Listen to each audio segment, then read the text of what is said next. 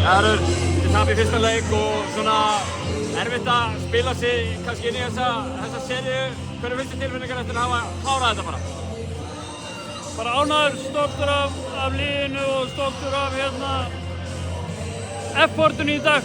Já. Það er svona heilt yfir og halda áfram í 40 mínútur sama hvað bjáta og sama hvað gekk upp eða gekk ekki upp, við bara heldum áfram að spila.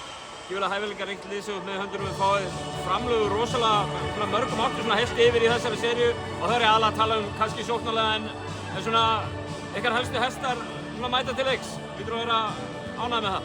Já, algjörlega og sóknarlega líka varnarlega. Ég meina Anna Lára gerir rosalega vel á Molly þegar hún var á henni, Emilia líka og svo sóknarlega eru allar að chippa eitthvað í sama hvort það sé að skora eða opna fyrir aðrar eða hvað það er og bara fylgja því sem við viljum gera. Þannig að bara mjög sátt. Liðið vel stutt í dag, það lítur að vera skemmtilegt að spila í svona umhverfi. Já, algjörlega og þegar við spilum á krafti og saman þá fá alla með okkur. Það er eitthvað sem við þurfum bara að halda áfram að gera og þá gera góða hluti.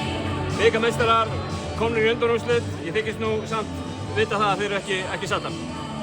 Nei, auðvitað ekki og ég held að sé enginn sattur. Við erum í þessu til að vinna næsta leik og næsti leikur er það sem skiptir mestu máli núna. En í kvöld ætlum við aðeins að fá að anda og jafna okkur eftir þessa seríu og fagna að við séum að koma áfram en á morgun er nýr fókus.